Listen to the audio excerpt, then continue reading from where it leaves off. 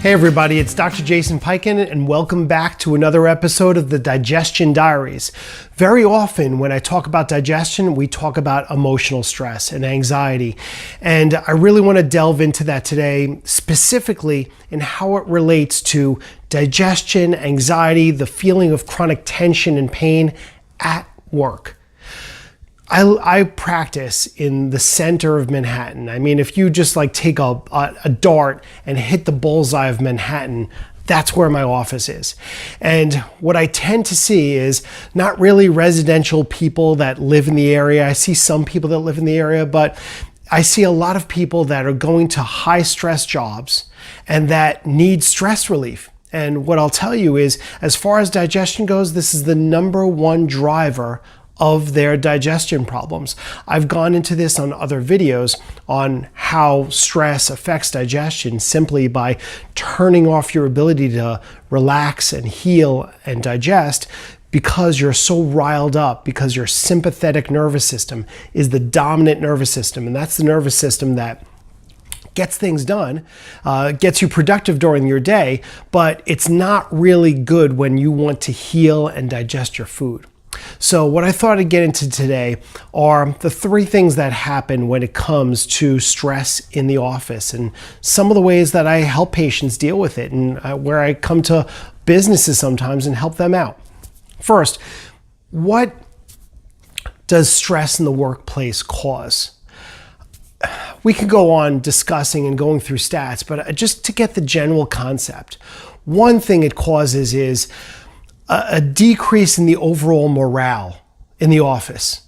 I mean, when there's a stressful environment, when there are layoffs, when there's high pressure to meet deadlines all the time, or if there's the wrong person in the wrong position, if there's a person at a mid to higher level position that's making the people around them uncomfortable, if there's not I don't want to say a stress-free environment because that's not realistic, but if there's not an environment that allows for stress to be managed properly, well then the whole morale of the office suffers, and I definitely see that impacting people's health. When people are stressed at work, it leads to things anywhere from depression to anxiety, which costs tens of thousands of dollars a year from either the company or that worker to pay for to treat themselves. It also causes an increase in susceptibility to viruses, colds, and flus. It causes chronic issues and time off work. It causes the worst. Even when somebody shows up to work, it causes inefficiency. Everybody has done this, I hope, because I know I've seen others. I do it myself. Sometimes when you're just too mind racing, there's too much going on, you can seem productive, but what you're actually doing is you're staring at the computer and you just keep reading the same sentence over and over again, or you click around and you answer an email or you look at an email and you get distracted by 10 different things, when what you should be doing is picking one task and taking it to completion, because that's really what efficiency is. But when you're stressed and you don't love what you're doing, you don't love your environment, what you look for is distractions. You look for the smallest little thing that will distract you. And that could be an email, a text that you receive, an unimportant project, or somebody stopping by your workstation and wanting to just, shoot the breeze. But if you're busy and your head's down, you can concentrate and you can get a lot done in a short period of time.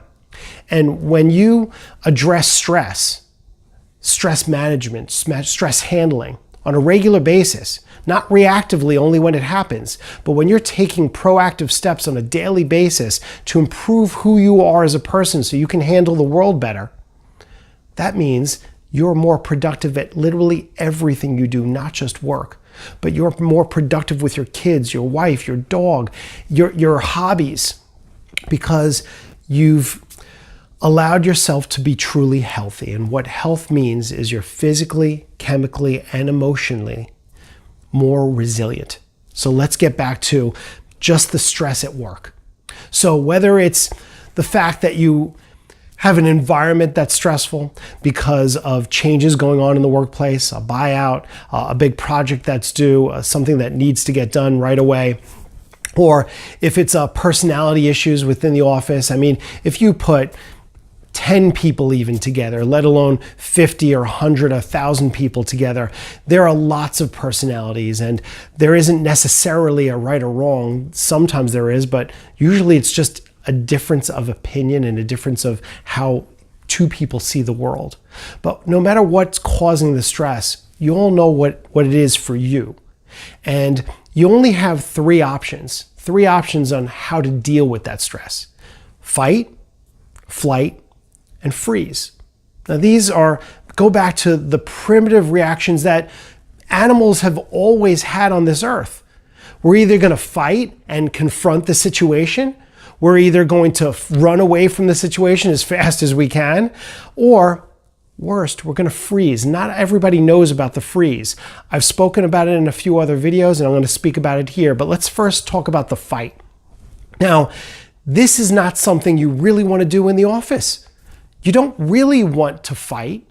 And if somebody is curt, snaps at people, is short with people, is generally, has a short fuse, however you want to call it, especially in an office environment, most of the time that person is not happy themselves. Most of the time, I'm going to say that person is not healthy themselves. And that's the first place you should look to change is your health if you want to work on that as an individual, especially if you're middle, upper management, or directing the entire company. If you focus on your health a little bit more, the energy that you're creating for yourself is going to be passed down throughout the entire organization. And it doesn't matter if you just sit next to one person. If you're not feeling right, you're going to be putting that negative energy onto the person next to you, and the whole morale energy of the office goes down, even if it's a two-person environment. So this is one of the reasons why, because I have a team, I need to work on myself. And even my team at home, not team, you know what that means, but I catch myself snapping only when I'm not handling stress well. So what fight really means is that we should have a discussion. In the first part of any discussion is listening to the other person. I don't care whether you feel you're right, know you're right, and there's absolutely no way that you can be wrong. Listen to what the other person says and accept and repeat it back to them. If you've never heard of empathic listening, I can make that another video, but that doesn't directly have to do with digestion. And let's stick to this. If you really truly listen to what the other person has to say, well, then you can start a discussion. The first thing you need to do in order to have a discussion, which is confronting fight or flight, fight, is listen.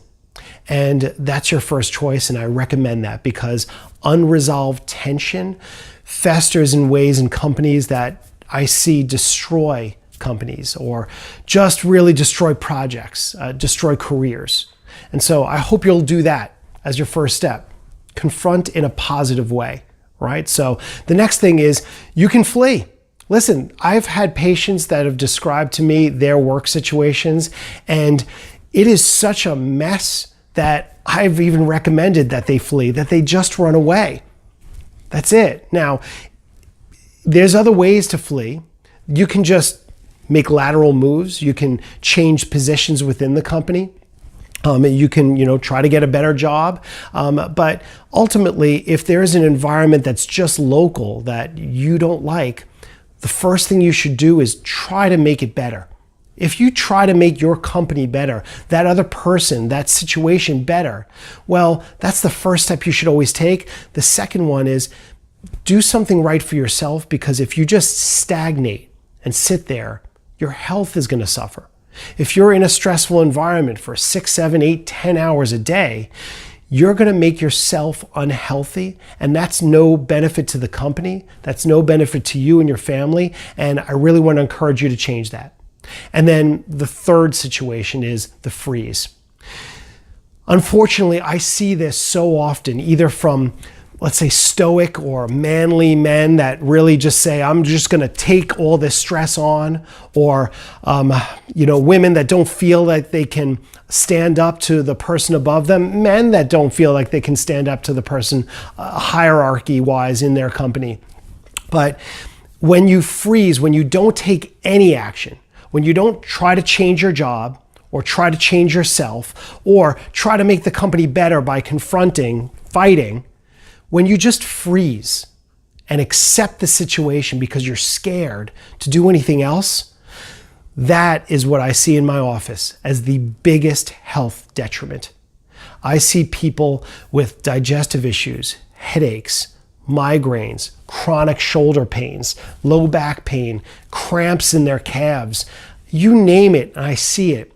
And in some of the people I treat, what it comes down to is when they finally go on a long vacation, change jobs, finally make that confrontation at work and address an issue that they've been having, their symptoms magically go away.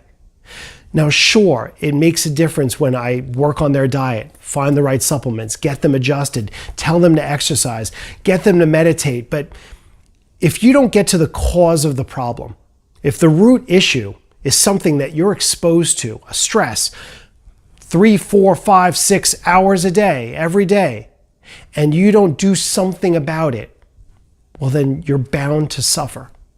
And worse, if your job is at home and you can't escape it, that's really hard.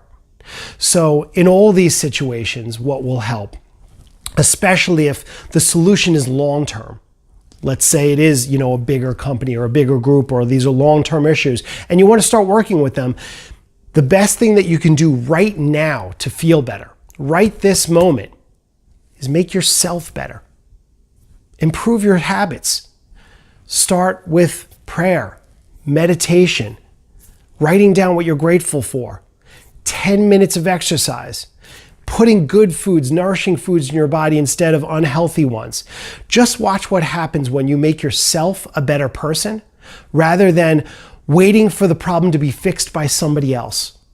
So if you want to improve your situation at work, if you want to help yourself de-stress, well, then make yourself healthier and learn techniques about fighting, not really fighting, confronting, working things out, listening. Learn techniques about how to stand up for yourself and sometimes just leave.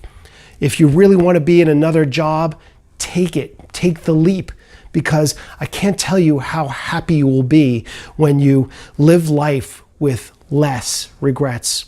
I'd hope it's no regrets, but less regrets is pretty good. And then finally, if you feel like you're somebody that freezes when it comes to the stress at work, that you haven't taken any action, not leaving and not doing anything, well, if you have any type of chronic health issue, know that that's probably a large contributor to it. And the best place you can start to get better, to get healthier, is by taking actions to fix yourself first, make yourself more resilient by finding a good chiropractor, applied kinesiologist, acupuncture, physical therapist, somebody to work with you, putting good nurturing foods in your body, start nourishing your brain with finding the right messages to listen to, and watch how everybody around you also is impacted by your healthy habits. That was my thought of the day. So I hope this helps and makes your gut nice and healthy and happy. And hopefully all this information is put to good use. Share this video with others if you got something out of it. Have a great day.